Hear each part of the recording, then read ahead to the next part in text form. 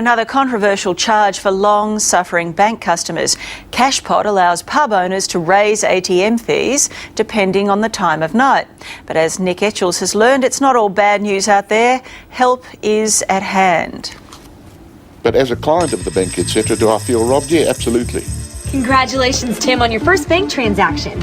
There's just one more little thing. Have a nice day. These charges are not only unfair, they're also legally unenforceable. It makes me very angry and upset. 99% of the people pay them. Who's got time to argue? It is, in my opinion, most probably tantamount to blackmail, a lot of it. It's your money the banks have taken, and you can get it back. But on closer inspection, you could find all sorts of transaction fees and conditions. For years, we've been sniffing out unfair bank fees, and all the while, the biggest sting has been right under our noses. James, in credit 539, a direct debit goes through for 12.65, I go overdrawn 7.25, I make it good. Penalty charges, the banking world's perfect fleece. And they charged me a $38 payment honour fee. What's going on? We're being charged up to $50 in penalty fees for something that costs the banks only a few cents. It's appalling. Every time your account is overdrawn, because of a direct debit, for example, the bank will smack you with a penalty of up to $50, even if you fix it up right away. The scam is that the real cost to the bank is practically nothing. If a bank said to me, we want to charge you $40 for something that's only cost them a few cents, I'd say get stuffed. But of course they take the money anyway. Michael Ratner knows that only too well. I've got about between 40 and 60 fees that I've been charged, totalling most probably in excess of $3,000. But help is at hand. James, morning, nice Michael. to see you. How are you? Come on in. Let's go and do some work. James Middleweek runs Australia's first law practice dedicated to fighting bank penalty fees. It's called Financial Redress.